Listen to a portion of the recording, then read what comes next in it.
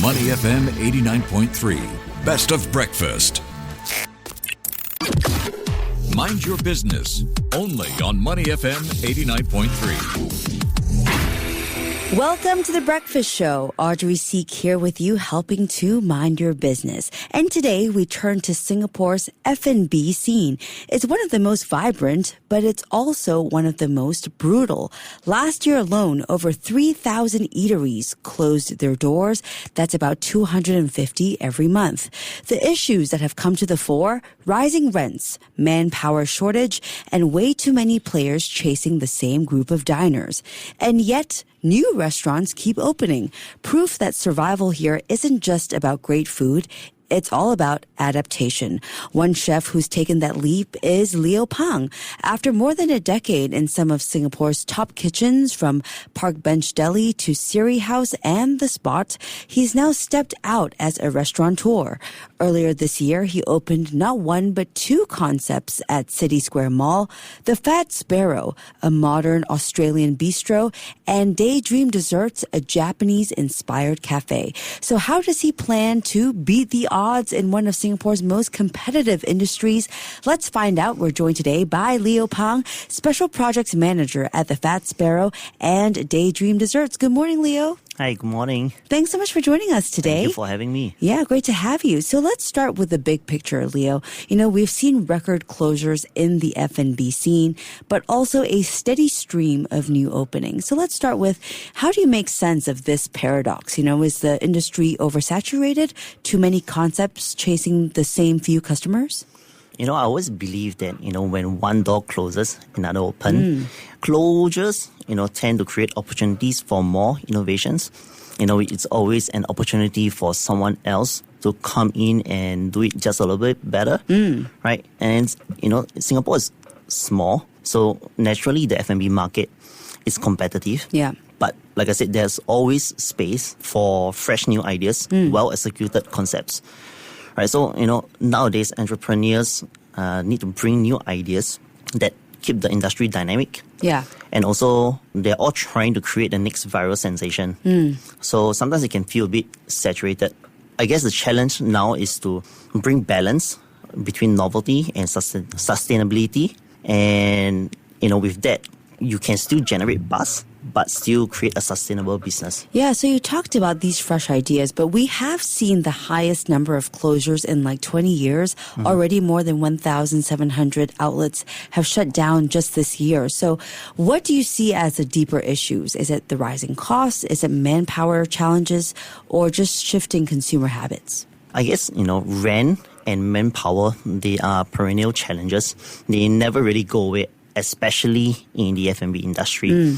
So rent is always rising. So to counter that, what we can do is, provide value to the customers. I guess Singaporeans are always, looking for their best bang for their buck, right? Yeah, for them. So it's hard-earned money, right? You want to stretch the dollar. So what we're trying to do here is, we can provide maximum value. And then for manpower, for me, they are kind of investment instead of a cost. With the right individuals, like-minded people, you can really create a core team that really pushes you. For consumers' trend, I believe that they are ever-changing. So what I can see is that, they are always looking for something new, but they are also looking for familiarity. Yeah. Yeah. So, that's what I think. Okay. So let's talk about your story that makes it even more interesting. You have two concepts now side by side. You didn't just open one, but two concepts. Yeah. The Fat Sparrow and Daydream Desserts, both in the same mall, City Square Mall. What was the thinking behind this? Is it a hedge or maybe a statement about how dining habits are changing? I believe, these two concepts are rather opportunistic. So when we first launched both brands, we were looking for spaces, as our flagship. And we were just looking around, and I think by chance, we managed to link up with City Square Mall. And they were very nice, to us in the sense that they are open to us as a new-to-market company. They are open to new concepts. And then they like our idea of creating one seamless dining destination for their mall goers. Okay. So modern Australian food on the Fat Sparrow side and Japanese-inspired desserts for Daydream Desserts, both very popular here in Singapore, right? How do you put your own spin on these ideas to stand out in such a crowded field? Right, so the reason why we chose modern Australian, because it is kind of a non-restrictive cuisine. It embraces, like, our Singapore cuisine, it embraces all types of flavors. So, we felt that if we were in a mall setting, we would want something that everybody can enjoy. And for Japanese-inspired desserts, who doesn't like a cup of matcha latte these days? Oh, yeah.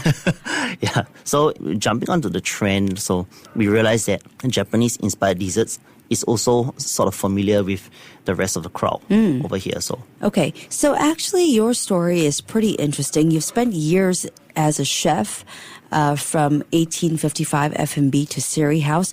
What pushed you to finally take the plunge into entrepreneurship? So after a decade of being a chef, I felt that it is time to contribute more to the industry. I felt that one of the ways that I can do that, is to provide a platform for the next generations of aspiring chefs, for them to come up with fresh new ideas, a place for them to learn from myself and my team, who also have vast experiences in the industry. Yeah. So, of course, running your own place isn't just about cooking anymore. Suddenly you're dealing with budgets and staffing and marketing and operations and all of that. What's been the steepest learning curve moving from chef to restaurateur? The steepest learning curve, I guess, is to really stop thinking like a chef. It might be counterintuitive, when you first hear it, but when I was a head chef at restaurants, my main concern is about, just food costs, my chefs, the well-being of my department. But, as a restaurateur, you kind of have to think of a business as a whole, the well-being of the business, the sustainability of the business. So sometimes you have to make very tough decisions that the rest of the employees might not like it. Yeah. But that's the steepest learning curve that I have to face, that I have to convince them that whatever decisions that I've made, it's for the well-being of the company. Yeah. So you talked about sustainability, and I want to dive into your business model. We know that margins in F&B are pretty thin, often just 3 to 5% if managed pretty well. So walk us through the numbers. How have you structured your business model across these two outlets? So I think of the business as a whole, even though, it's two outlets. I look at them as complementary other than separate. So on average, the average spend for Fat Sparrow is about $25 to $30. And for Daydream, we try to keep it affordable because they are desserts, they are an afterthought for your main meals. So you try to keep it crowd-friendly at about $10 to $15. And, that adds up to about, per diner, if they transit from Fat Sparrow having their main meals and then dessert at Daydream, they only have to spend about $35. And in these days, $35 in a modern upscale dining concept doesn't get you much. So, for us, like I mentioned many times, providing value is one of our greatest ethos, right, that we preach. And I think the current split for revenue, is for Fat Sparrow and Daydream is about 70 to 30%. So it's still kind of healthy. And right now, our main focus is really to build brand awareness and, to have repeat customers.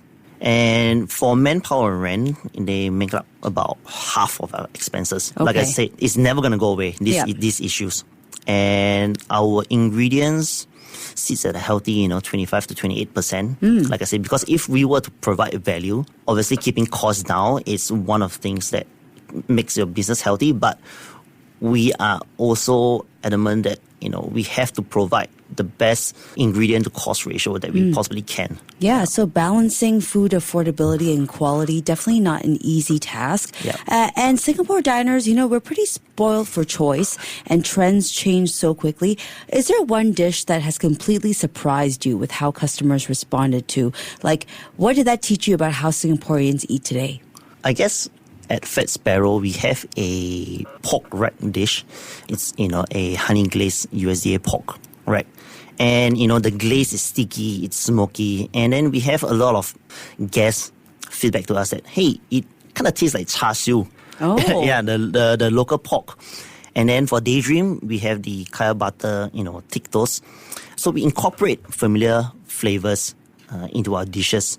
And we realize that works for us because Singaporeans, they are always looking for something new, but they also appreciate something that, brings out familiarity because, flavor nuances that they have grown up with. Yeah, so like leaning into the more local, maybe regionalized flavors, Yes. and twisting it and making it something new. Yes. Okay, so looking ahead, where do you see yourself going with this? Do you see yourself expanding, maybe more outlets, franchising, or even new concepts on the horizon?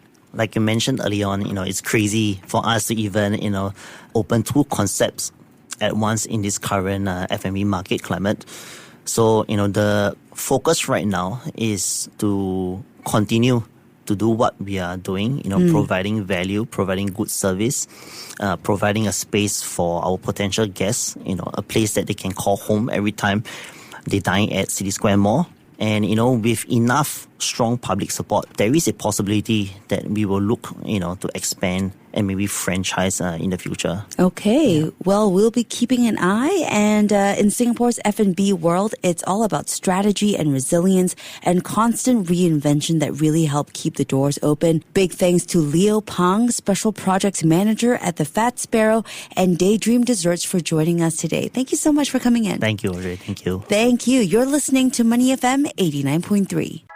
To listen to more great interviews, download our podcasts at audio.sg or download the audio app. That's AWEDIO, audio at the App Store and Google Play.